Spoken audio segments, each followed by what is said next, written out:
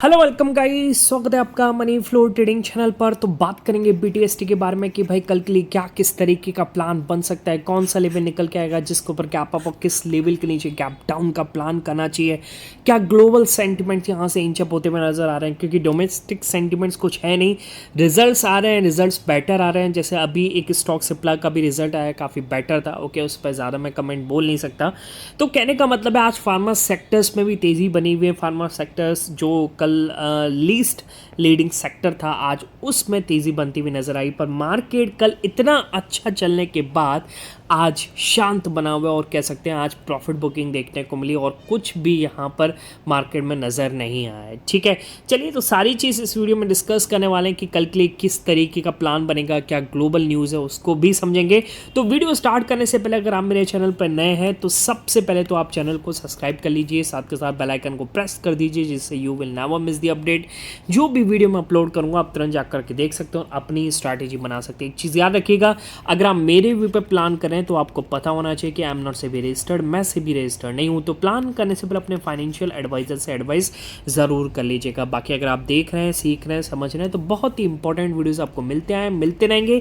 तो प्लीज़ अपना प्यार बनाए रखिए। ओके, चलिए सबसे पहले तो बात करते हैं कि आज ओपनिंग किस तरीके से होती है। ठीक है, देखिए अब आप ये सोच के देखिएगा, डेली टाइम फ्रेम पर अगर आपको मैं निफ्टी की चाल दिखाऊंगा तो कल की चाल आपको पता है कि भाई कल उसने जो कैंडल बनाई थी, एक तरीके से ब्रह्मोस कैंडल बनाई थी, ब्रह्मोस मिसाइल की तरह कैंडल बनाई थी। एक आप ये कह सकते हैं कि 4 साल में एक सबसे बड़ा गेन मार्केट ने किया था इंट्राडे में और एक फर्स्ट क्लास मूव दिया निफ्टी ने। ठीक है, पर आज के दिन जो लग रहा था कि ऐसा जनरली नहीं होता है कि भाई जो तेज़ी आती है तो 3 दिन तो कम से कम टिकती है।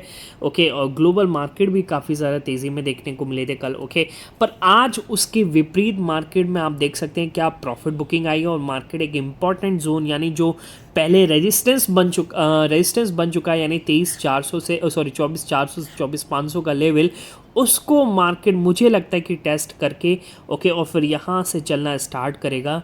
ओके, अब ये कल मार्केट को 2 चीज़ें थी आपको पता है ड्राइव करने वाली, एक तो यूएस चाइना की डील और दूसरी जो इंडिया पाकिस्तान के बीच में सीज़ फायर हुआ उसकी मतलब वो जो एक पॉजिटिव न्यूज़ थी उसकी वजह से जो बाइंग करना चाह रहे थे उन्होंने बाइंग करी। तो सेक्टर्स में काफ़ी सारे सेक्टर्स में तेज़ी बनी, जो रह गया था फार्मा उसमें आज तेज़ी बनी। ठीक है, पर बाकी ऑल अक्रॉस द बॉर्डर आपको कुछ भी नहीं दिखेगा मार्केट में।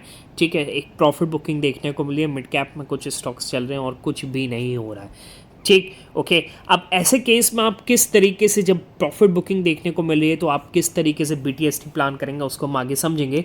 बाकी बात करें आज हमने लाइव मार्केट में लाइव डिस्कशन में क्या किस तरीके से प्लान किया और मार्केट ने हमें रिवॉर्ड किया भी या नहीं किया। ठीक है, देखिए लाइव मार्केट में अपना प्लान था कि यहाँ से हम अप साइड का ही सोचेंगे, क्योंकि मार्केट ने कल इतना बढ़िया चला है और उसकी नेक्स्ट डे आप ये सोच के चलें कि आप यहाँ से डाउन साइड का प्लान करेंगे तो फिर भाई आप मतलब आप ये समझ के चलिए यहाँ डाउन साइड अगर आपने किया तो आपको मूव ज़रूर मिला होगा, पर ये सही तरीका नहीं है। आपको जो जो फैक्ट हैं, जो थ्योरी है, जो जो होता आया है उस पर ही काम करना चाहिए। आप 10 में से 8 बार चलता है, 2 बार एसएल भी करते हैं, तो वो चीज़ के लिए आपको रेडी रहना पड़ेगा। तो मार्केट ना जो हम अपसाइड सोच रहे थे वो चला नहीं हमारा। सबसे पहले तो एक प्लान यहाँ पर था, जब मार्केट यहाँ से मूव करके आया तो अपना प्लान था कि हम यहाँ पर 785 के ऊपर प्लान करेंगे। तो 785 के ऊपर जब ये चला तो एक बढ़िया मूव इसने दिया 15-20 पॉइंट का, इसने 830 835 तक चला और उसके नेक्स्ट कैंडल पर मुझे लग रहा था कि और चला जाएगा, तो मैं होल्ड भी कर रहा था, पर ऐसा नहीं हुआ। मार्केट वहाँ से करेक्ट हुआ। ओके, वो पूरी ग्रीन कैंडल को रेड में कन्वर्ट किया और फिर मार्केट उसी जोन के आसपास भटकता रहा। यानी कुल मिलाकर के कुछ खास आज हमने पकड़ा ही नहीं। हाँ, फार्मा सेक्टर्स के कुछ स्टॉक्स में तेज़ी बन रही थी तो मेरी जो स्ट्रैटेजी थी स्टॉक्स वाली उसमें किसी हद तक कुछ गेन कमा पाए। ओके, बाकी दिन देखा जाए तो दिन आज ग्रीन भी नहीं है, रेड भी नहीं है, आप कह सकते हैं कि कॉस्ट टू कॉस्ट यहाँ पर निकलते हुए नज़र आ रहे हैं। ठीक है, चलिए यही सब सीखना है, समझना है। देखिए कभी कभार होता है कि मार्केट आपको पैसा कमाने का मौका नहीं देता और कल ऐसा दिन था कि बहुत बढ़िया पैसा भी बनाया है। ठीक है, तो यही सब अगर आपको सीखना है, समझना है कि किस तरीके से सेंटिमेंट्स पे काम करते हैं और मार्केट को कैप्चर करने की कोशिश करते हैं, तो उसके लिए आप मेरा टेलीग्राम चैनल ज्वाइन कर सकते हैं। और ज्वाइन करने का तरीका एक ही कि आपको जाना है डिस्क्रिप्शन में और डिस्क्रिप्शन से जा करके ज्वाइन करना है। इधर सर्च मत कीजिएगा क्योंकि बहुत सारे फेक चैनल्स अवेलेबल हैं। ओके, और काफ़ी लोग तो सेंसेक्स में ट्रेड करते हैं, भाई समझ में नहीं आता कि क्यों करते हो यार, वो भी एक्सपायरी वाले दिन। बिल्कुल फंसे हो गए, और मैं बता रहा हूँ सेक्सेस में किसने भी पैसा नहीं बनाया होगा, ठीक है, सिर्फ सेलर्स का दिन है।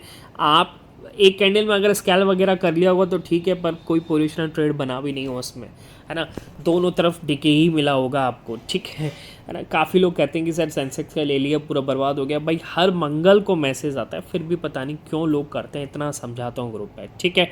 चलिए, तो ये है इंडेक्स का हाल। बाकी इंडेक्स में तो कुछ नहीं बनाया, जो बनाया आज नहीं, कल हमने बनाया था किसमें, क्रिप्टो में। ओके, हमारा क्रिप्टो ग्रुप एक फ़र्स्ट क्लास ट्रेड देता है, जो हमारा बॉट है वो चार्ट से लगा हुआ और एक फ़र्स्ट क्लास मूव देता है। वही मूव हमने कैप्चर किया, आपको राइट हैंड साइड पे दिख रहा होगा। कल 52,000 रुपये का यहाँ पे प्रॉफिट बनाया है, ठीक है।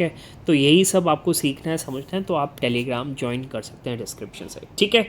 चलिए, अब आते हैं फटाफट से कि भाई कल के लिए क्या प्लान करना है, क्या मार्केट में नज़र आ रहा है जिसके बिहार पर हम प्लान कर सकते हैं। उससे पहले देखते हैं कल यूएस मार्केट की क्या चाल थी। देखिए, यूएस मार्केट के चाल देखेंगे तो यूएस मार्केट भी कब से आप ये देख सकते हैं कि लगभग 3%, 3 तो नहीं, 3.25% के आसपास चलते हुए नजर आए।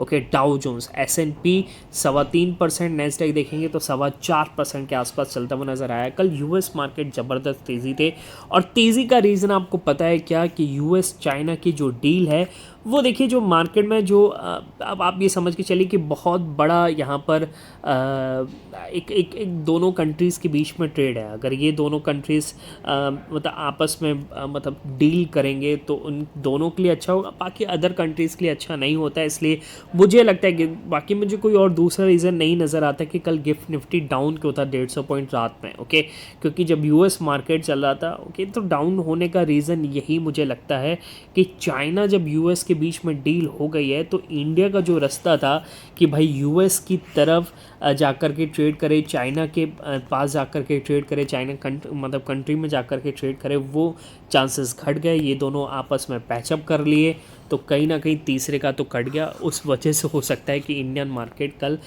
या फिर गिफ्ट निफ्टी कल डाउन होती हुई नजर आई, ठीक है। पर अगर कल इंडियन मार्केट डाउन थी तो फिर जब ट्रेड का जो ऐलान हुआ उस समय मार्केट क्यों ड्राइव किया, ठीक है। तो बहुत सारे रीज़न है, एग्जैक्ट रीज़न किसी को भी नहीं पता है कि भाई गिफ्ट निफ्टी डाउन क्यों होता है, ठीक है। चलिए, जो हुआ सो हुआ, ओके। बाकी आज बात करें कि आज शाम को क्या हो सकता है यूएस मार्केट में। तो यूएस मार्केट में आज शाम को एक बड़ा नंबर आने वाला है, ठीक है, जिस पर आपकी नज़र होनी चाहिए। जी हाँ, मैं बात कर रहा हूँ सीपीआई नंबर, यानी इन्फ्लेशन डेटा, जो मार्केट को आज ड्राइव कर सकता है। ओके, आप जाकर के यूएस फ्यूचर्स देखिएगा, यूएस फ्यूचर्स आपको साइडवेज ही नजर आएंगे, कुछ भी नहीं है यूएस फ्यूचर्स में। क्योंकि शाम को आने वाला है बड़ा नंबर, ठीक है।